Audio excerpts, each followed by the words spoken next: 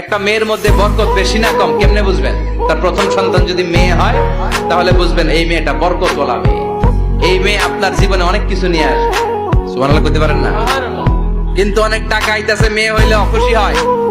ছেলে হইলে পাড়ার সবারে জিলাপি খাওয়ায়, পাড়ার সবারে মিষ্টি খাওয়ায়, মেয়ে হইলে কিচ্ছু খাওয়ায় না। আছে না নাই? কিন্তু আমরা মেয়ে হলে খুশি হব। কার কার প্রথম সন্তান মেয়ে হাত তোলেন? হ্যাঁ, অনেকে আছে তো মাশাআল্লাহ। আপনারা অনেক বরকত না, আলহামদুলিল্লাহ, হাত নামান। আমারও প্রথম সন্তান মেয়ে। তিনটাই ভাইয়া জান্নাত একটা আমার দিয়ে, তার মানে 3 জান্নাতের মালিক। মাশাআল্লাহ, আল্লাহ বাইরে তুমি কবুল করো।